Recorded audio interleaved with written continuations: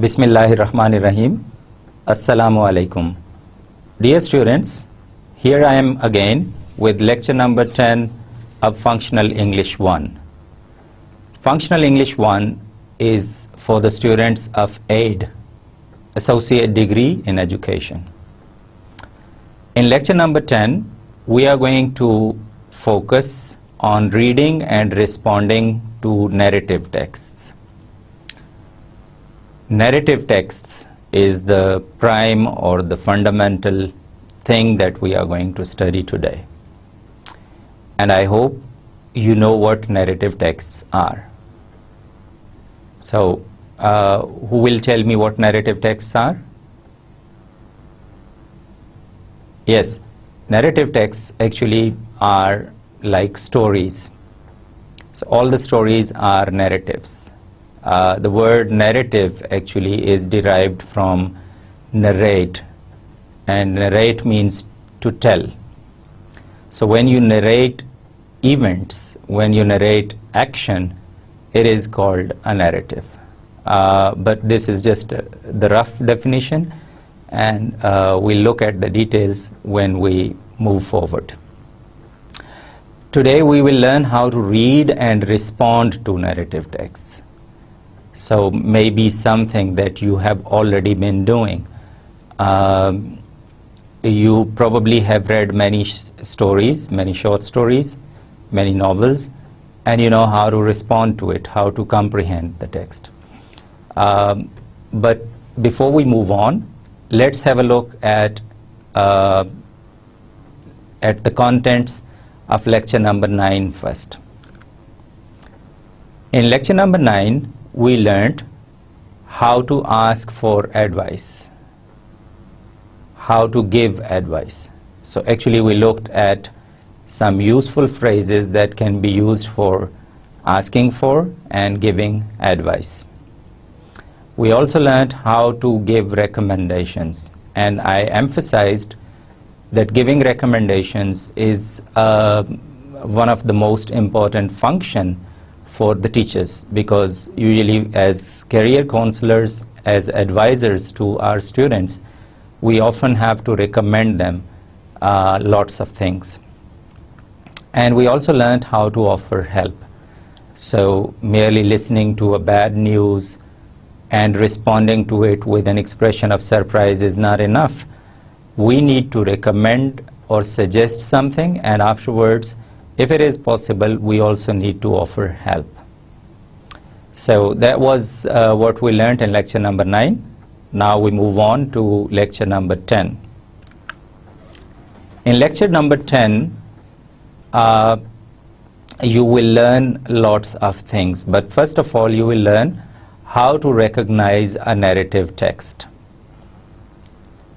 There are different kinds of texts, as you will learn. Information can be presented in different ways. One way is to present the information is called verbal way or verbal method. Information can also be transferred graphically or through illustrations, through pictures. So you can say that there are verbal and there are visual discourses, or verbal and visual texts, if you would like to call it. And second thing is, what is a narrative? You will be able to recognize a narrative text only once you learn what a narrative is. The second point is, analyze the structure of narrative texts. Now this is really important. Most of the times what we do in our classes is that we give a short story or a story to our students to write. For example, we ask our students to write the story on, let's say, a boy who cried wolf, wolf, wolf, or the thirsty crow, or union is strength, And there are lots of other stories, conventional stories that we ask our students to write. But we always give these stories to our students as a product. So what we do is we ask them to produce a story. We don't really tell them the process, how stories are constructed, how stories are formed. So what we will do in today's lecture is we will look at the structure of narrative texts, how stories are formed, what is involved in the narrative text. So we will analyze the structure of narrative texts, what elements of narrative texts are important, and how to recognize them, and how to build them when you are writing your own story. We will also comprehend the contents of the narrative texts. This is something that we probably already do. We sometimes give stories to our students and we ask them to answer certain questions. That's what we call the comprehension questions. In order to check whether the students have really comprehended the story or not, we give them a list of questions.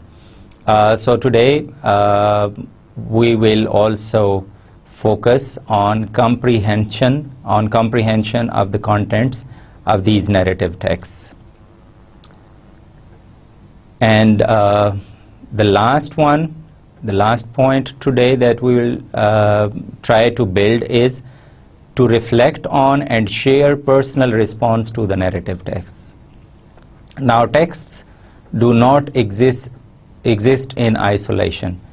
They interact with us. We know these stories are really very captivating. They are fascinating, and we've heard and read stories even when we were children. And if you can recall, we were fascinated by listening to the stories given to us by our grandparents. But we did not really merely listen to these stories, we also personally responded to it. That means we saw what that story has for us in our lives. Okay, so these are the objectives of lecture number 10. We now move on to the characteristics of narrative texts. The first thing that we need to do is to recognize a narrative text and to differentiate a narrative text from other kinds of texts. So let's look at what a narrative text actually is, or what are its essential or salient features. Number one, narrative text is told in the form of a story. As I told you earlier, it is narrated, it is told, and it is told in the form of a story. The story could be fiction or non-fiction. Now, I hope you know the difference between fiction and non-fiction. Fiction is actually an imaginative story, a piece of fabrication, something that doesn't really exist. It is only, you can say, created by the author, by the mind of the author. Whereas non-fiction is something that refers to reality, something that is based to real characters, to real actions. And although both fiction and non-fiction, they should be realistic in the sense that they should, even fiction should sound like reality. But I think you should be able to differentiate between fiction and non-fiction. We will look at the details in a minute. Okay, another characteristic is that it describes in details the experiences that changed the way someone felt, thought, or acted. Right? So just look at the word someone.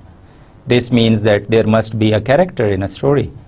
And then this story deals not merely with the events, but actually how that character felt, how that character thought or how he acted, and what changes took place during the course of the story.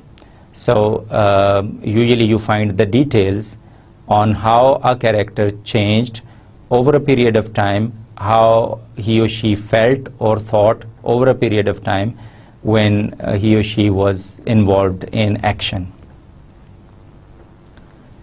Okay, the next point is not really an essential characteristic of narrative texts, but all good narrative texts, they are not merely interesting stories, but they usually convey some underlying point or idea. In fact, most of the themes, most of the ideas are subtly built into these texts.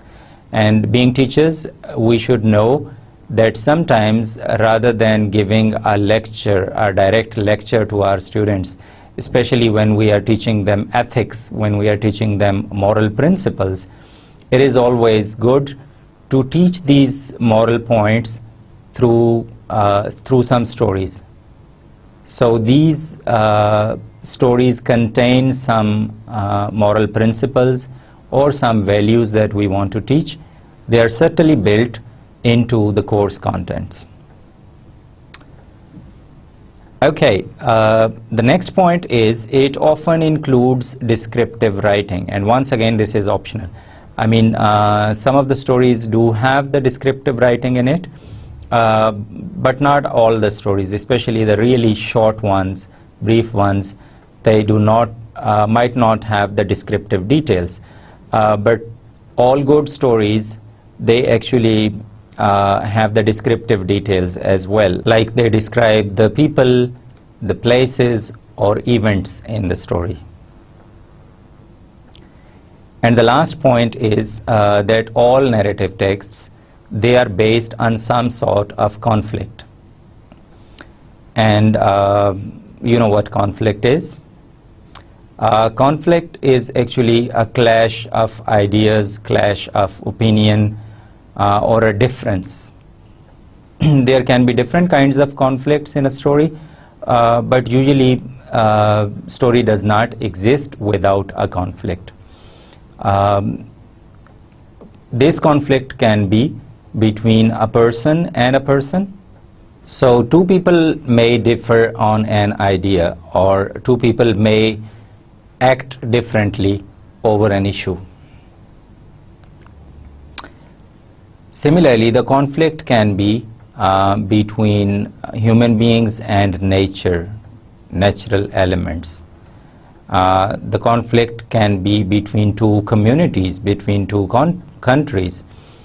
For example, there could be war stories, there could be crimes against humanity. So this conflict can be something really very basic, and it could be something really very complicated. But there must be a conflict, otherwise the story or the narrative won't really be eligible to be called as a narrative text. Okay, so these are some of the characteristics of narrative texts. So when you find one, you should be able to recognize it as a narrative text. Probably you have written some kind of essays, like in which you make an argument whether one should do something or shouldn't do something, like a debate.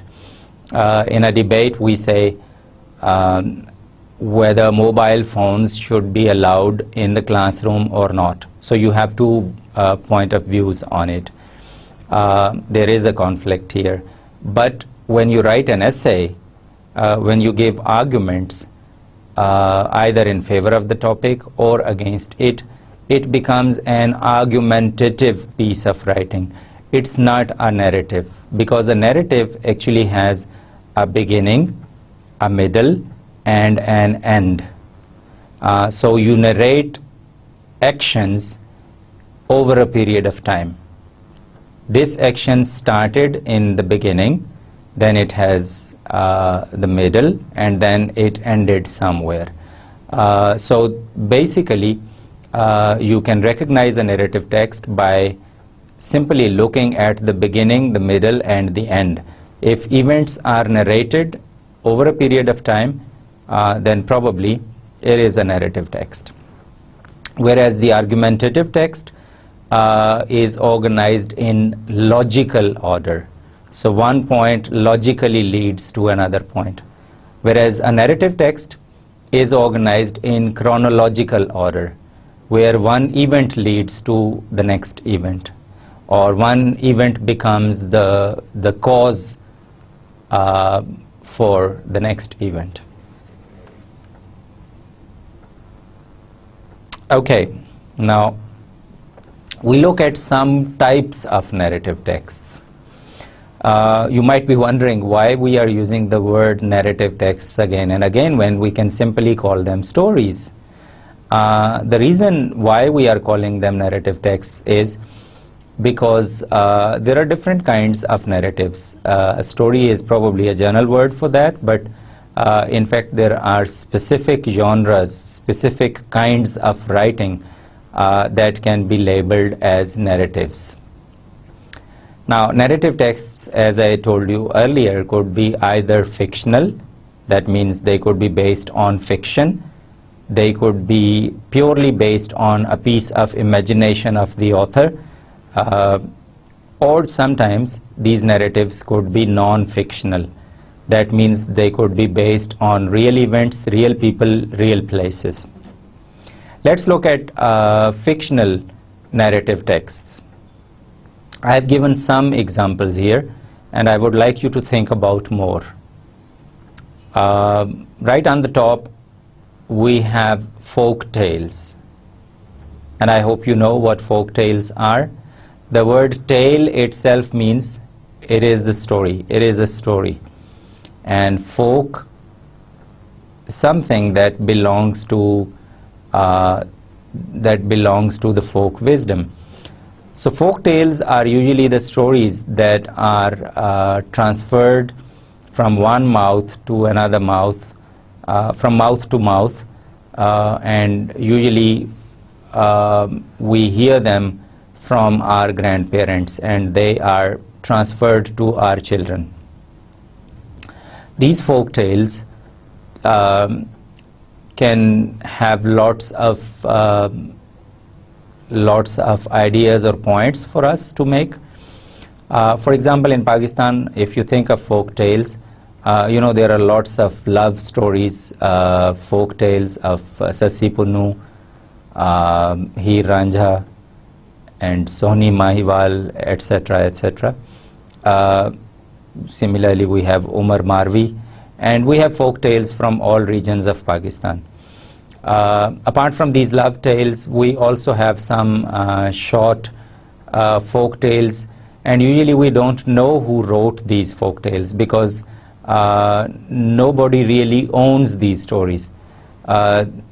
This is a word of mouth, and it spreads through oral tradition.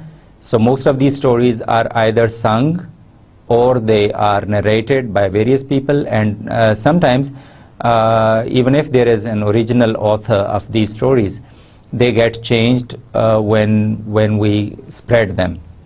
So folktale might have various versions, and when people tell them, they add certain things to make it more spicy, to make it more interesting. So folk tales are tales from the region, from any region, and they might be based on real characters, but these are not really historical accounts, and they might simply be fictional. And even if they are based on real characters, the story itself is really fictional. For example, I just mentioned Heer Ranjha, Sohni Mahiwal, Umar Marvi.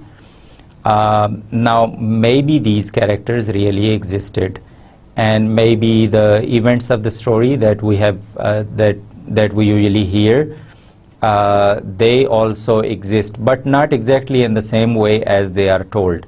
So in these folk tales, usually there is a lot of imagination of the author is working behind.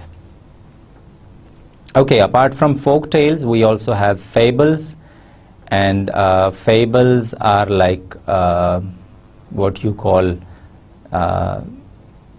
dastan in Urdu, probably. One of the fables that are famous in English is Aesop's fables. Aesop was a Greek slave, but he was really an intelligent person, and he wrote a lot of stories about animals. You can also call them animal stories. And through these animal stories, he actually had plenty of lessons for us. So most of the stories that we teach in our classes these days, like Thirsty Crow, The Greedy Dog, and A Man who tried to please everybody.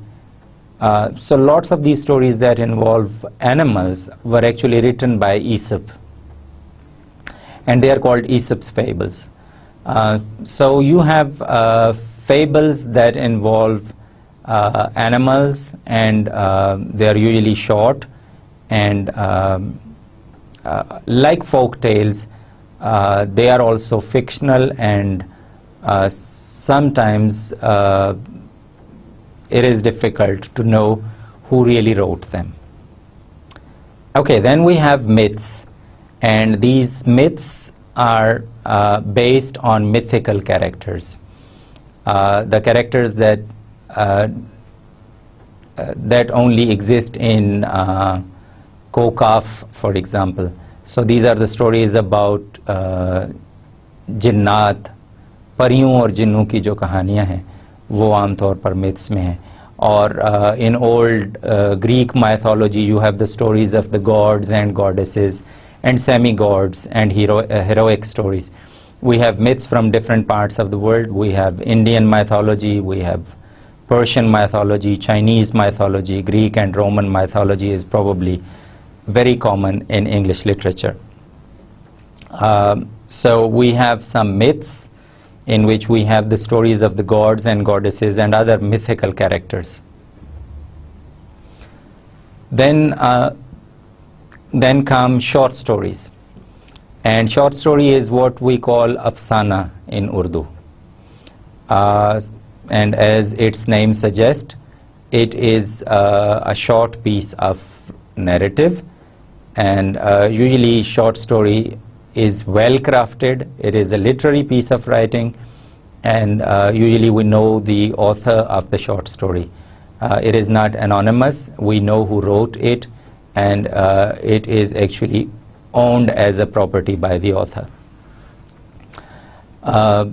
So you know, some famous short story writers in Urdu, for example, was Saadat Hasan Manto, and in English you can think of O. Henry, and there are lots of short stories in English, and I hope now you understand what these short stories are. Okay, then we have novels, and novels are much longer stories, and they spread over a long period of time. So you have a character who is born, and then he becomes adult and probably even moves into his old age, and it is the long, you can say, stretch of his life story that is told to us. And like short stories, novels are also literary pieces of writing, and usually they are written by celebrated authors, by literary and creative artists. Okay, then we have comics. We also call them comic strips. Comics are really a mixture of pictures and text. Like there are short pieces of cartoon, and they tell us a story. And usually the characters in these cartoons, they speak, and whatever they say is usually depicted in the speech bubbles. I'll in a minute show you an example of the comic. So if you don't really understand it, just wait a little, and after I have finished with this slide, we will move on to one example of a comic. Okay, then as I told you earlier, that narrative texts could also be non-fictional. That means narrative texts could be based on real life events. They could be based on real characters, real places, or real actions. One example of non-fiction is a diary. Diary writing, you know, is an art, and in which we note down the events that occurred to us or the actions in which we involved. And some people have the habit of writing a diary every day. So they note down every important event or action that happened in their lives every day. Similarly, we can have autobiographies or biographies. These are what we call, in Urdu we call them aap biti. Autobiography is aap biti, and biography is like jag biti or navisht, right? Autobiography is khud navisht. So if you write someone else's life story, it is called biography. If you write your own life story, it is called an autobiography. Similarly, we have anecdotes. Anecdotes are like real events from life, but either they are funny or they hold certain important points, certain important messages that we want to convey. So usually in our speeches, when we are delivering a lecture, when we are giving speeches, sometimes we use these anecdotes in order to clarify a point or a message. Then we have memoirs. Memoirs, as you can, memoirs is a French word, and it has got something to do with the memory. In Urdu, probably you would call it as yadasht. So it's not exactly like a diary, because a diary is strictly written over a certain period of time, like you write it every day, or you write it every week, or you write it every month. So diary is more like a periodical account of your life events, whereas memoirs could be quite general, and they don't have to be periodically recorded. Then we have the personal narratives, and this is something that we will also do in our class. Personal narratives involve our own stories. You know, there are lots of things that happen to us every day or every other day, and some of these stories are worth sharing. And in fact, our next lecture is going to be about personal narratives. We will share narratives, our personal narratives, and we would also, I would also expect that you can write your own personal narrative and you can share it with us. Okay, so these are some types of narrative texts, but remember that this is again not an exhaustive list, and you can add to it. It is to merely give you the idea that the reason why we are using the word narrative text is because we are not just talking about the story. Instead, we are talking about all fictional and non-fictional pieces of writing that involve narrative, that narrate an event in some way. Okay, now we look at an example of comics. You probably have looked at such comics in the newspapers, or sometimes you have comic books that include such comics. So here if you just look at it, you have a series of cartoons. You actually have two cartoons side by side, and we know the convention. We need to move from left to right, and from top to bottom. So the first dialogue that we will look at is, "Why are you late, Joe?" and there is a student. He says, because of a sign down the road. And then we move on to the next cartoon, in which the teacher says, what does a sign have to do with your being late? And the student says, the sign said school ahead, go slow. So you would see that comics, as the name suggests, they could be comical, but in fact they don't have to be funny all the time. In the beginning, probably these were funny pieces of writing. They told a story both visually as well as verbally. So there are certain conventions that you can look at.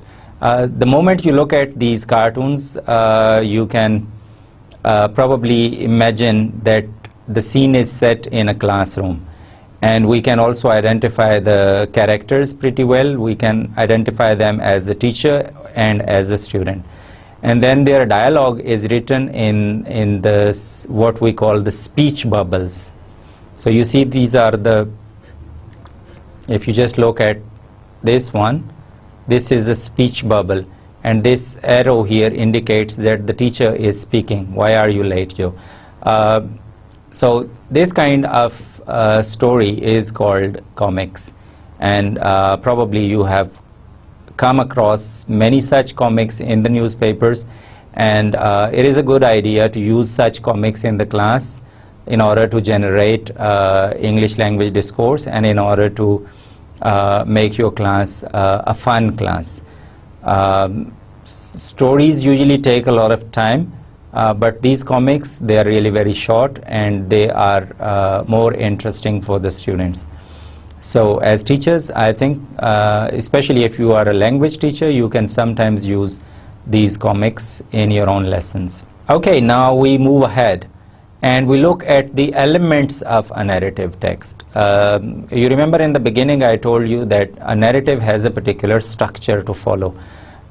So this structure is built of many elements. What are these elements? Number one is setting, number two is plot, number three is characters, number four is point of view, and number five is a theme. Well, these are some of the elements of a narrative text, and most of these are actually present in a narrative text, but there could be some other elements as well. So let's look at the first one, setting. By setting we mean the time and place of the action. So where does the action take place, and when does the action take place? Okay, then we have plot, and we will look at the details of plot in a minute. We will also look at characters in a minute,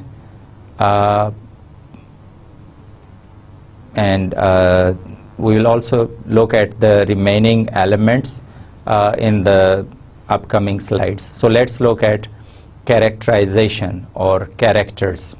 As I told you earlier, that a story must have characters in it, and so characters are actually the people who are taking the action, the actors in the story. And the writers usually use lots of features of these characters, like they give the description of the personalities of the characters in the story and the way in which an author reveals their personalities. This is called characterization. So how a story writer builds a character, how he or she reveals it to the readers, is called characterization. And there are lots of personality traits that are essential to these characters. So one of the important element of story is characters. And for characters, the story writers have a skill for characterization. Next, we move on to the very important element of a story. A story cannot be complete without a plot. What is a plot? It is the sequence or order of events in a story, and the plot includes these points. We will look at them. But first, pay attention to this sentence: the sequence or order of events in a story. Action usually is divided into events, and these events are organized or ordered in a particular way. So the sequence or the order of these events in a story is called a plot. The plot includes exposition statement, or the part of the plot that tells how the story begins. You remember in the beginning I told you that a story has a beginning, a middle, and an end. And the beginning is actually the exposition statement. When we expose something, when we introduce something. Exposition statement is also called as orientation stage. So the story actually begins with an orientation or with an exposition statement. So it's that part of the story, that part of the plot that tells how the story begins. And usually in this part we are introduced to the setting or to the characters of the story.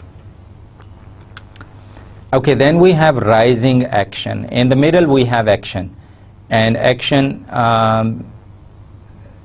starts the action in the story leading up to the climax, right?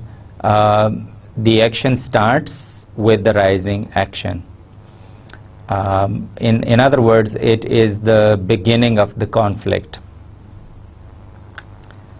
Then we have the conflict. Conflict means struggles or problems between opposing forces, and I have explained it already that this conflict could be between two persons, it could be between a person and object of nature, and it could be between different communities, etc. Okay, then this action after the conflict, it reaches to its climax. Climax is the highest point of tension. So this is the point where the readers are highly interested in the story, and they want to know what happens next, because the problem has deteriorated and now it has reached a point where we want to solve it, and we don't know how it will be solved. And then we have the falling action, the action in the story after the climax is revealed. So the story moves on, and the action that comes after the climax is called falling action. And then you have the resolution. The resolution is the part of the plot that reveals the final outcome. So how is the problem or the conflict finally resolved? Okay. We know that sometimes the story has the happy ending, so it is resolved positively. Sometimes it has a sad ending. We call it a tragedy. So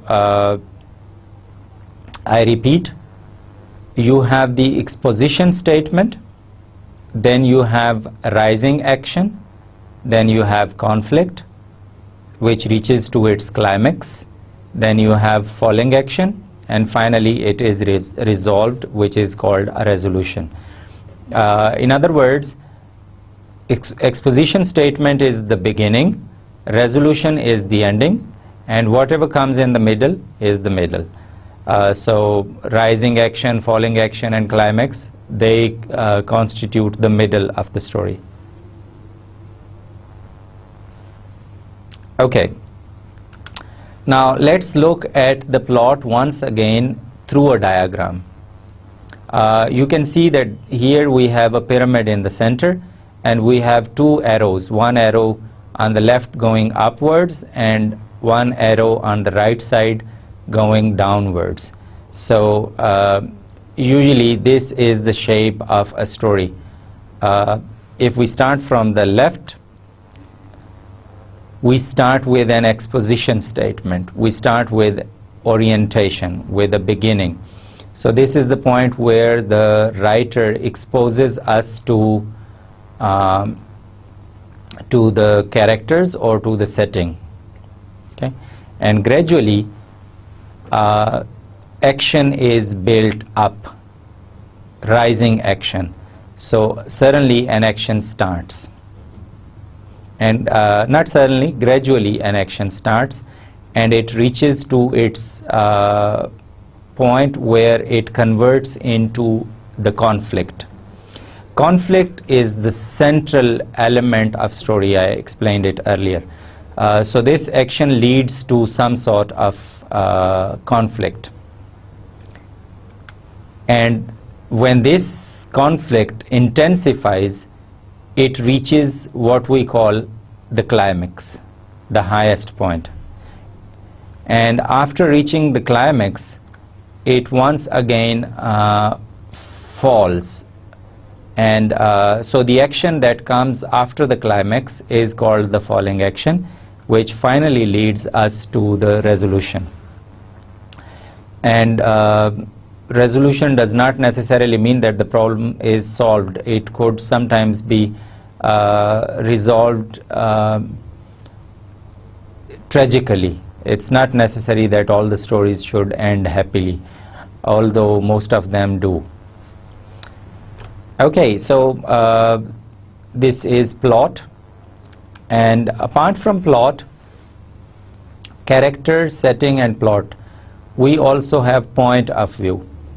And point of view is the way we look at the story. So how are we looking at the actions and the characters? Are we looking at it through our own eyes? Are we looking at it through the eyes of the narrator? And the narrator can take various forms in a story. Sometimes the story has the first person, I, in it. So the whole story is told through I. And if you tell the story as I, probably I is one of the characters of the story. Sometimes the story is told through the third person. And sometimes the story is told through a voice, and that voice can even lead us into the thoughts and feelings of various characters. So there are different points of view that can be used for a story. And then usually we have a theme of the story. So merely narrating the events is not an object of the story. The story usually has a theme in it, subtly built-in theme. And it is important that when we read or listen to a story, we can figure out its theme. Okay, now we are going to read one short story together. It's called The Purse of Gold, and it's more like a folk tale. Let's look at the first paragraph. A beggar found a leather purse that someone had dropped in a marketplace. Opening it, he discovered that it contained 100 pieces of gold.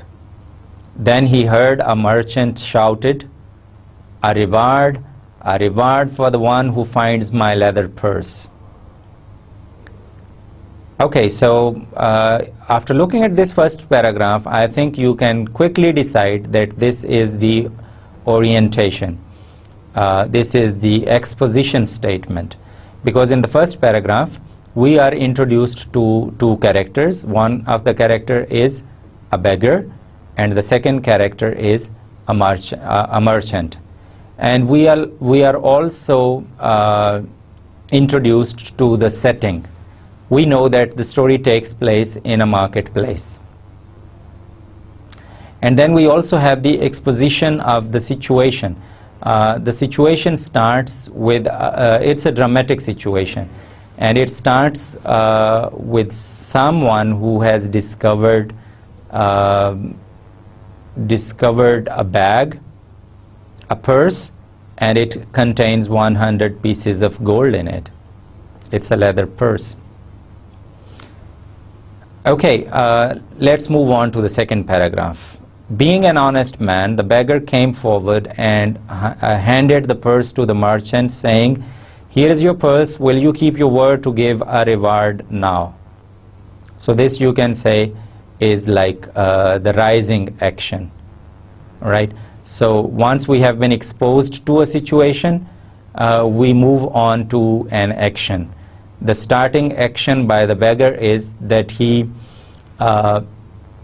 gives this purse back to the merchant, and he is expecting a reward. Now we move on, and we find this paragraph. Reward?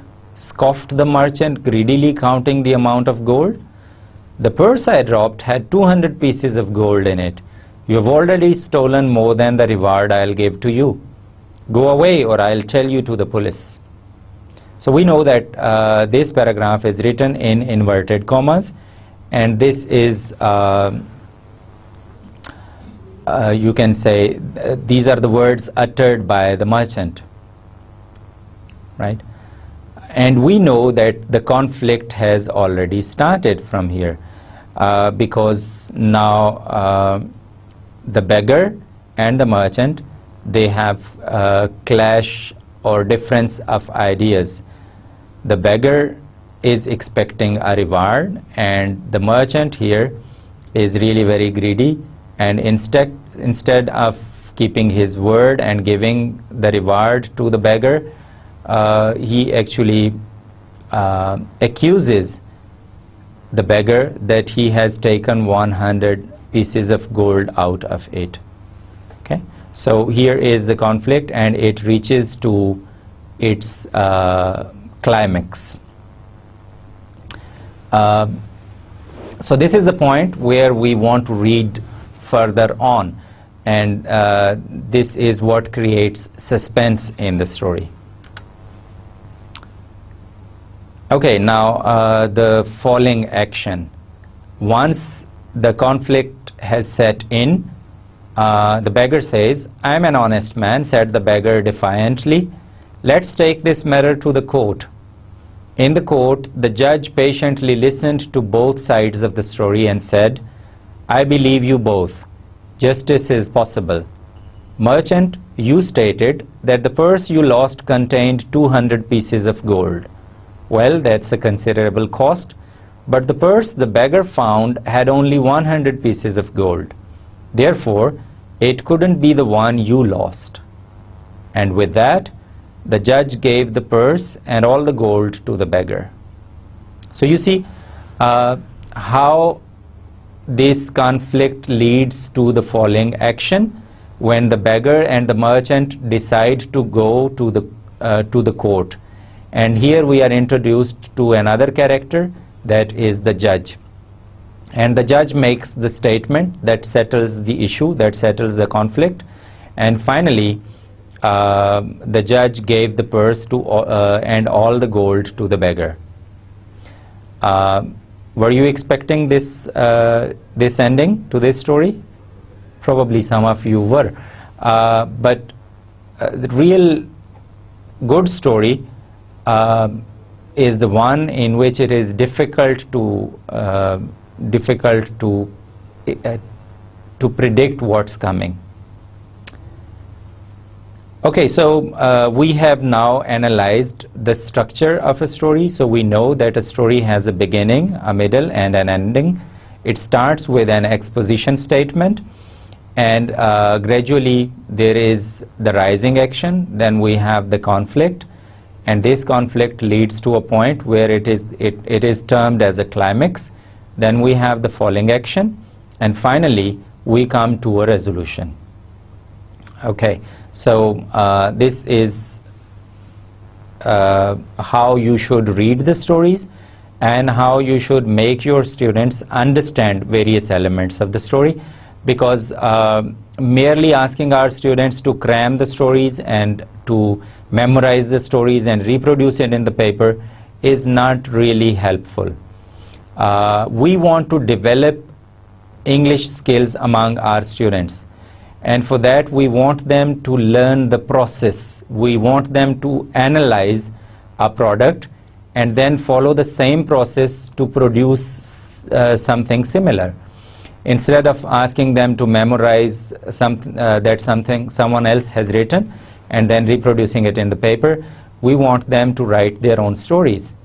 So as student teachers yourself, you should know how to write a story, and you can do that by analyzing the story first. And now that you have analyzed a story, you understand various elements in it, you can probably construct your own story on similar lines. Okay, now we move on. And story is basically to be listened to.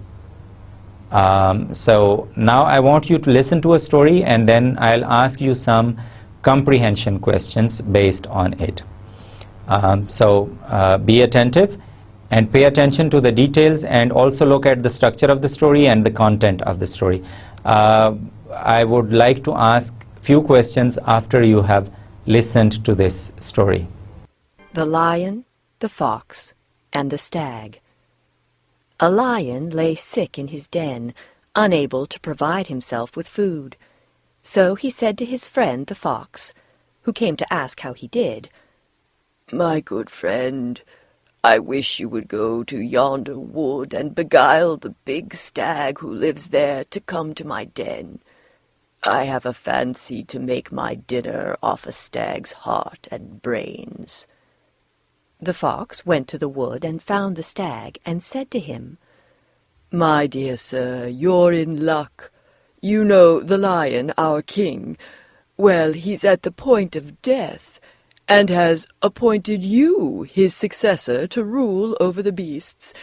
I hope you won't forget that I was the first to bring you the good news. And now I must be going back to him, and if you take my advice, you'll come too and be with him at the last." The stag was highly flattered, and followed the fox to the lion's den, suspecting nothing. No sooner had he got inside than the lion sprang upon him, but he misjudged his spring, and the stag got away with only his ears torn, and returned as fast as he could to the shelter of the wood. The fox was much mortified, and the lion too was dreadfully disappointed, for he was getting very hungry in spite of his illness. So he begged the fox to have another try at coaxing the stag to his den.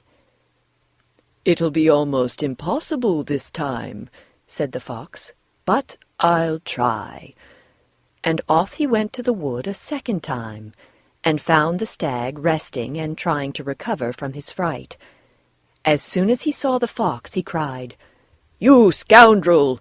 What do you mean by trying to lure me to my death like that? Take yourself off, or I'll do you to death with my horns."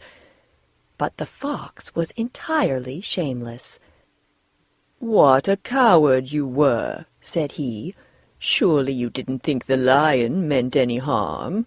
Why, he was only going to whisper some royal secrets into your ear when you went off like a scared rabbit. You have rather disgusted him, and I'm not sure he won't make the Wolf King instead. Unless you come back at once and show you've got some spirit. I promise you he won't hurt you, and I will be your faithful servant." The stag was foolish enough to be persuaded to return, and this time the lion made no mistake, but overpowered him, and feasted right royally upon his carcass. The fox, meanwhile, watched his chance, and when the lion wasn't looking, filched away the brains to reward him for his trouble.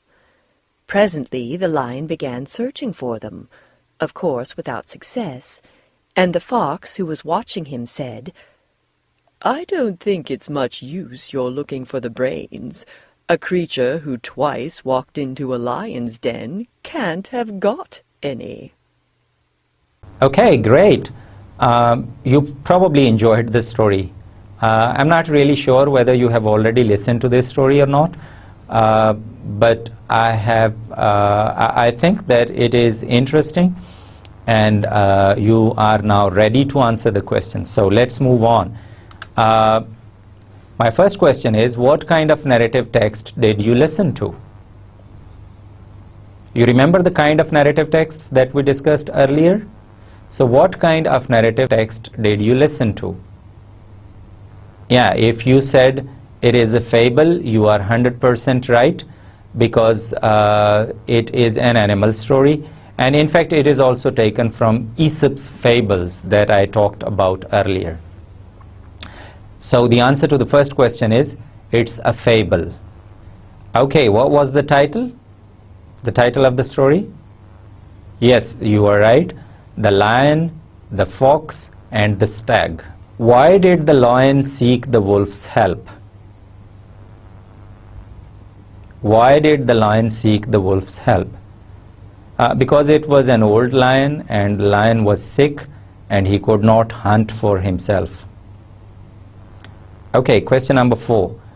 How did the wolf bring the stag to the den? Yes, you know, wolf is usually considered very cunning, and using his skills, the wolf actually flattered the stag, and he told the stag that the lion has decided to hand over the rule of the jungle to the stag. Okay, question number 5 is, why did the stag run away? Because the moment the stag entered into the den, and the lion attacked on it, but somehow the lion made a mistake, and therefore the stag was lucky enough to escape. How did the wolf persuade the stag the second time? Yeah, it was really very difficult to persuade the stag for a second time, but since the stag was foolish, so the wolf again made up a story, and the wolf said that you are really a coward. The lion was not really going to attack on you. The lion was simply trying to give the royal secret into your ears, and you simply ran away.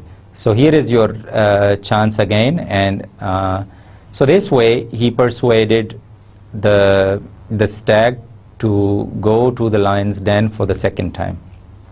Who ate the brains? Yes, you are right. It was the wolf who ate the brains while the lion was not looking at it. And the last question, what message can you draw from the story? Probably one of the lessons that we can draw from this story is that we shouldn't listen to everybody. Sometimes we have people who are insincere. Sometimes people are cunning. So we have to be wise enough to differentiate between a good advice and a bad one, and we shouldn't feel flattered. Okay, so here we have some of these questions, and I hope you enjoyed the story and answering these questions, and I would like you to use similar techniques in your own classes, especially if you are a language teacher. Okay, so now we look at the summary. What we learned in lecture number 10 is we learned how to recognize a narrative text. We analyzed the structure of a narrative text, and we learned how to comprehend the contents of the narrative texts. And finally, we also learned how to reflect on, how to think about, and how to share personal response to the narrative texts. I asked you some open-ended questions, and with this you can actually have your personal response to the narrative text. With this we come to the end. Thank you very much. I hope it has been really interesting, and through these stories you have learned a lot of skills. Thank you very much.